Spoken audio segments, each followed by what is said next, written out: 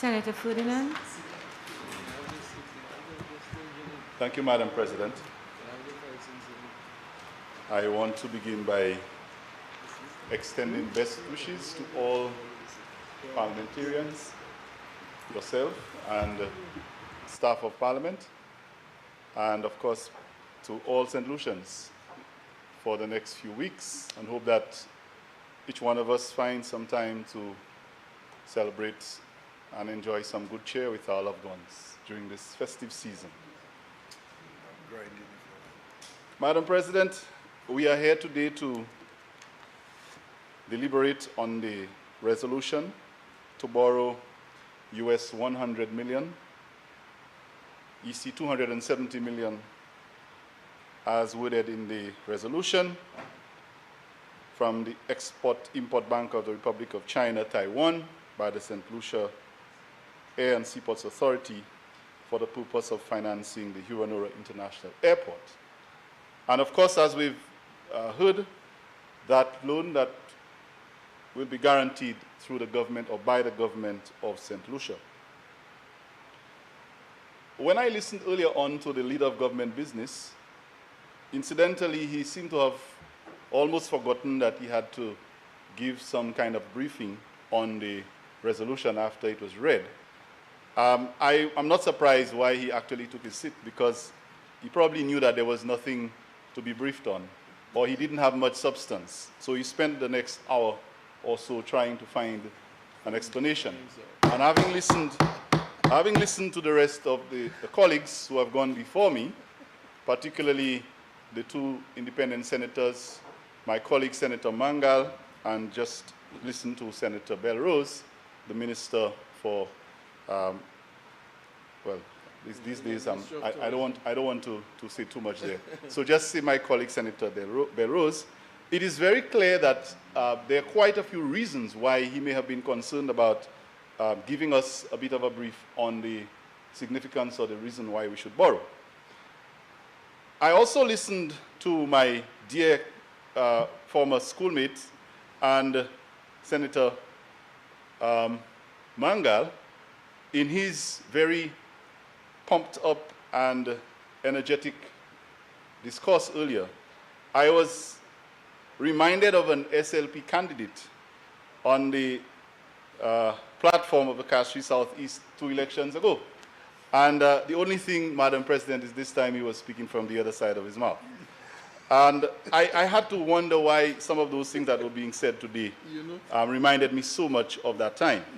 But let's leave that and let's move on. We are here to borrow 100 million US dollars.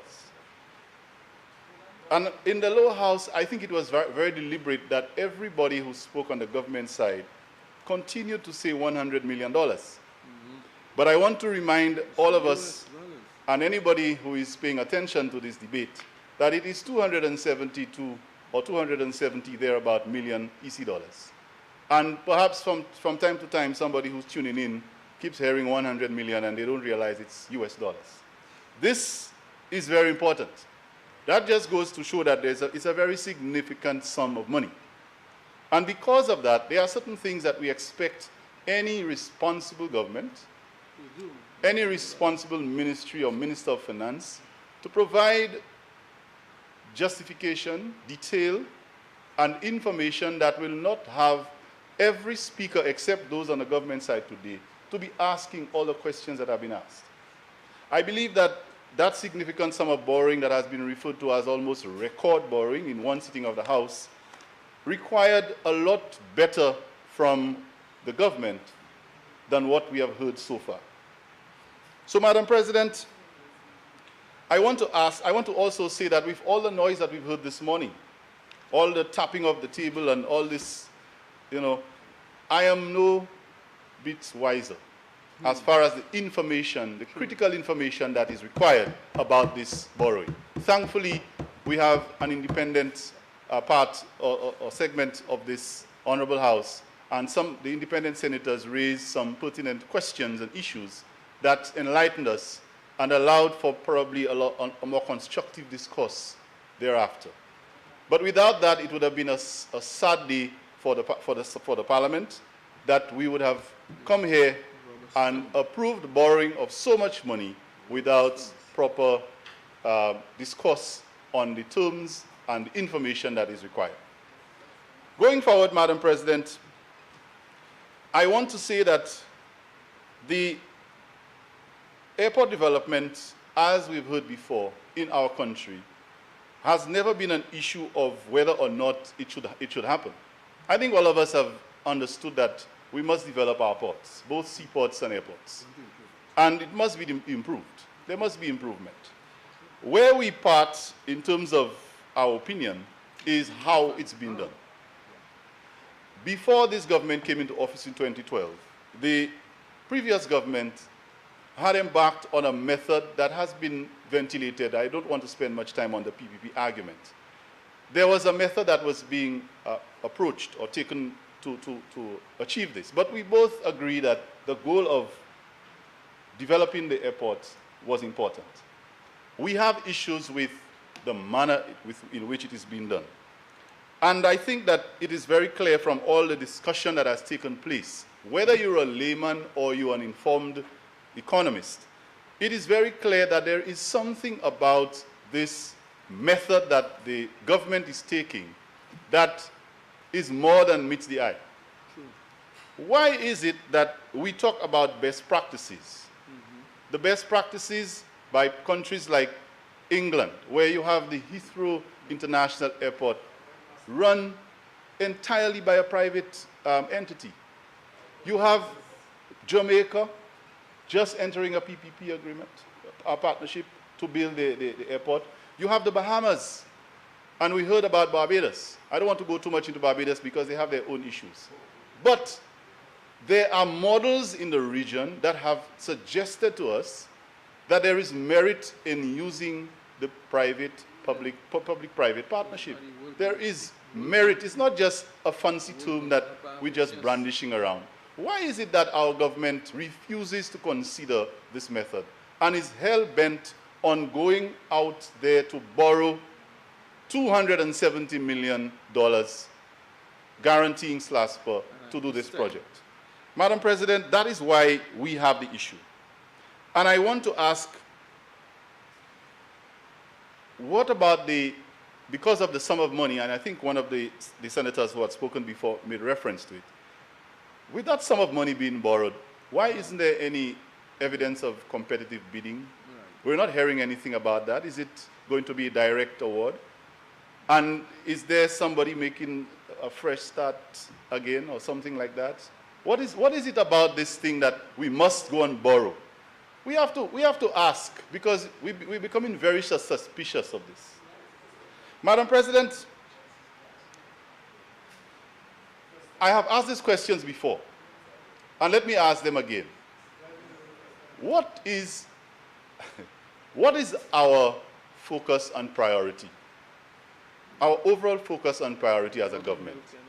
We have two ministers in this honorable house who are members of the Senate, who are responsible for very sensitive, significant ministry departments, government departments, where we have seen serious concerns being raised. The Ministry of National Security, responsible for crime or prevention of crime and other related matters. The Ministry of Health are headed by two of my colleagues in this honorable house. Madam President, what is the priority? We are borrowing all this money that is going into infrastructure, building things, building structures, and throughout the entire debate, I don't know if anybody picked it up, but I have followed this debate in its entirety, from the lower house and up to today. We have not heard one single pronouncement made with reference to crime or health care.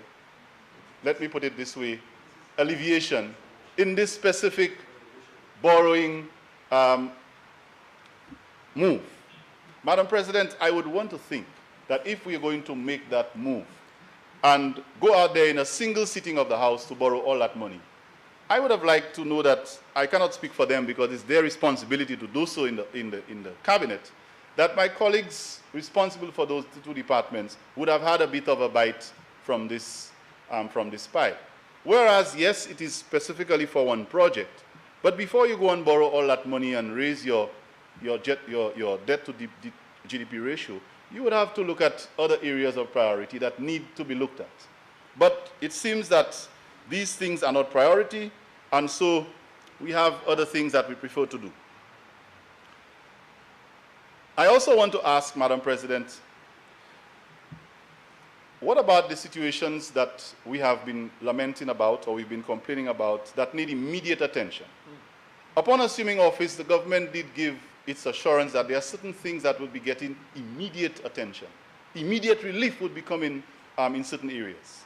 And one of them, of course, was in the reduction of value-added tax and a few others in healthcare and education. Well, Madam President, instead of going out there and giving priority to making that, we call it an investment, but I think it's really a disaster, of borrowing that sum of money, how about taking care of the situation at Arthur Lewis? We now have a situation where students writing the exams are now finding that they've been robbed when they get off the bus and being told that there is no money to increase security at Arthur Lewis. Madam President, how about taking care of the mold situation at Barbano Secondary for our teachers and students to feel more comfortable? How about the repair of the construction of the Form 3 block at Miku Secondary that has been there for the last year and a half? And the Prime Minister in his deliberation last week mentioned the situation at Tiroshi where there was a fire. And you have lots of other examples where we could have made priority. But we prefer to focus on borrowing monies where some people are happy, smiling, and continue to enjoy part of the benefit. Madam President, despite the, and I want to come to one of the points I made about issues in this country that should be priority. Despite the issues that we've heard, in the last few weeks we've had a spike in the increases in the number of homicides. We've had concerns, even the police commissioner has called all officers off leave immediately to try to deal with the social problem, the crime problem that we have. And it definitely tells us that there is a problem. We can't hide from it. I think these are areas that need attention immediately. Of course, we can develop our airports. I will never say that we shouldn't, and we shouldn't spend money to do so. But these things can be done strategically over a period of time. There are certain things that need immediate attention right now. And instead of the panic that people have to deal with, and I'm hearing of people, you know, on the floors in hospitals and those things, what is it we're doing with, in terms of priority? So, Madam President, I think it is time for us to decide what is priority in this country and pay attention to things that are more urgent, that are more critical. I'll move on, Madam President, and make a point regarding the relationship between trying to grow an economy through borrowing. As we have all agreed, every government will borrow. We know that. Every government will borrow. This government has said that there will be revenue streams. Well, let's wait to see that. But one thing is for sure. If you want to grow your economy by borrowing, what we have found that this formula has been shown to fail. It does not work. Eventually what you have is that you plunge your country into debt, and even if you have some nice projects to show up front, it redounds to continuous burdens on your taxpayers over a period of time. So that formula clearly does not work. You want to grow your economy, you go ahead and you borrow a heap of money, and you show up front, but then in the next 2 decades, you are saddled with burdens of debt. Now, I remembered early on in the set, when I say the set, I mean after the new government came in, that we decided that we were going to cut VAT by 2.5%. And immediately, Madam President, we did that, and we had to find ourselves going back to borrow $55 million within the first year. And it's exactly the same amount that we gave up. And here we come again. Perhaps if we had kept that 55 million, we would have had to borrow 55 million less in this specific motion. But we're giving up money to fulfill promises that we made on platforms. And now we come back to the House to borrow huge sums of money to try to save face and do big projects. And I think I heard that the previous government couldn't manage big projects. Madam President, we have a situation where we have a government that has found itself strapped because of the commitments that it has tried to make and cannot fulfill, that all it has left to do is to go out there and try to impress the electorate by breaking ground and starting some new projects. Just making sure that some big things are said. You know, we're going to build an airport and we're going to do those big things, and we're going to bring investment to the south. 2 more years later. Right? In the middle of the second year of government, before it's too late, to try to create an impression in the mind of the electorate that we are going to deliver something big. And to do so, we have forgotten about the terms and conditions, and I think that was alluded to earlier.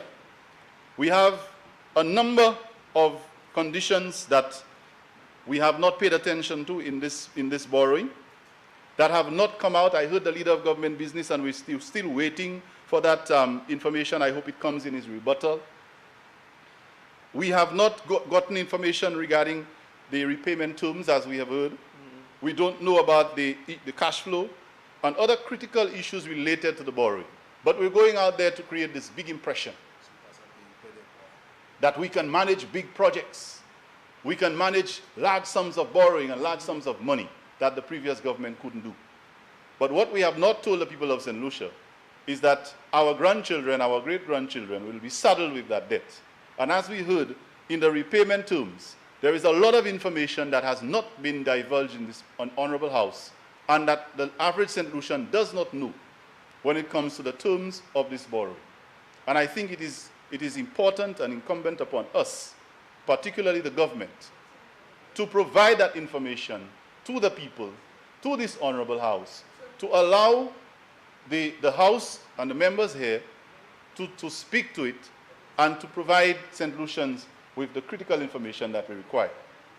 So, Madam President, while I would have liked to have something like we did with the Child Protection Bill and some other bills, unlike what the government has tried to suggest, that the opposition opposes for opposing sake, that is not true, Madam President. I have sat in this honorable House and said aye, and the ayes have had it, and we have supported motions and bills in this honorable House. Yeah. So that is not true. The Child Protection Bill, we supported it. Which one? Just recently, we did. And we know we support certain things because we can see the merit in it and the benefit for our country. So we're not a government, an opposition that comes here to oppose for opposing sake. That's not true. No. But, Madam President, when it comes to situations where you're going to land your country in that kind of predicament, that you are coming to the House to get approval to take in one go to borrow $270 million. And there are so many questions being asked about the conditions, the terms, the repayment of this loan. We must be careful. We cannot just sit there and agree. No. That would be very irresponsible of us as an opposition. And so, Madam President, having said that, I want to echo the sentiments of my colleagues and say that this opposition will not be giving support to this bill, to this resolution as presented. We support development. We support any airports being improved in any country, but not under these terms that are presented to us, and not with the limited amount of information that this government has come to present. That is sketchy, that is suspicious, that is fishy, and we shall not stand here and just support it blindly. No. So, Madam President, I want to wrap up because I know we're going to have a long day. I want to wrap up by saying this.